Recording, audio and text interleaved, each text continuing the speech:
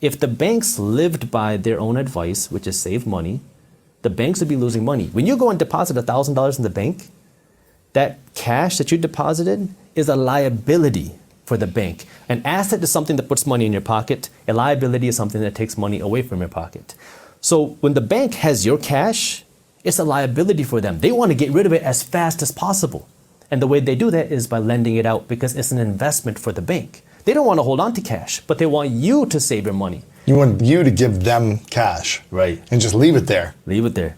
And what's happening to your cash while it's there? It's losing value to inflation each and every day. Every day that you keep your cash in the bank, you're becoming poorer each and every day. Now it's funny, I made a video on this in 2016. It was my first video to go viral. It was called You're Guaranteed to Go Broke If You Do This. And I was talking about inflation at 2 to 3%. If you keep your cash in the bank, you're going broke every single day. Now here we are. 8.5%. 8.5%. Yeah. And now people are starting to realize, wow, this inflation is a real problem. And so now when you keep your cash in the bank is paying you 0.01%, maybe 0.5% if you're lucky. And they're turning around lending it for 5%, 6%.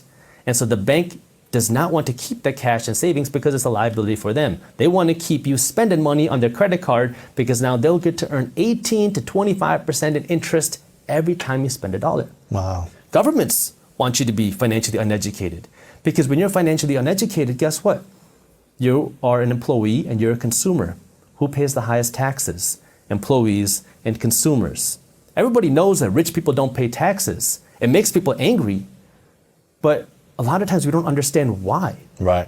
And we get angry at the wrong things and the wrong reasons. Yeah. But the more you make as a business owner, until you're like uber rich, I feel like you're spending a lot of taxes. You are. And you know what? And there's a lot of things that you can do legally to pay less money in taxes. And there's different ways that you can invest your money to pay less money in taxes. So I'll give you a couple examples. Yeah. Well, let me start with this. Tax avoidance and tax evading are two similar words with two very different outcomes. This is one of the first things that you learn in law school. Tax evading is illegal. Yes. You go to jail. Yes. Tax avoiding is legal, and then you get hated for doing that. But this is the way it works. But you're playing within a system, the rules of the system. And if you learn the IRS code, it's a rule book. Mm-hmm. And the people who understand the rule book are the people who have the money to hire the good accountants and the good attorneys. But you're not an accountant, but have you studied the I have studied a lot of tax law. Really? Yeah. And so what happens is wealthy people will understand how this works, play within that system, and pay little to no money in taxes. What are 3 things that people who are making $500,000 and above should be doing to avoid taxes better? So let's start with, I'm going to assume that you have either some sort of your own income, you're a side hustler, or you are a business owner. Yes. So if you make $500,000, let's assume that's profit. You are taxed on income. So if you take out a salary, that's going to be taxed. Now the question is, what is a tax deduction?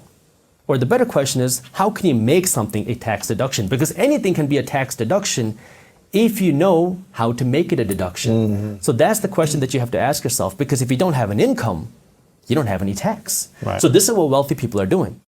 Imagine every dollar that comes in, yes, you divide it into 5 buckets. Okay. Very simple. So the first bucket is what I call your necessities bucket. Okay. So this is where you pay your bills, right? I would say 60% of your money. 60%. So every dollar that comes in, 60 cents goes into this bucket. The next bucket is what I call your emergency bucket. Okay. That's then 10% of your money, every dollar that comes in, goes into this bucket. Right. Now, emergency money means money you put away for a rainy day. Right. It could be medical expenses. Yes. Right? It could be something happens to your family, you want to have that money there. The third bucket is the investment bucket. Okay. So that's also 10%. So 60%, yes, right? 10%, 10%, that's your time.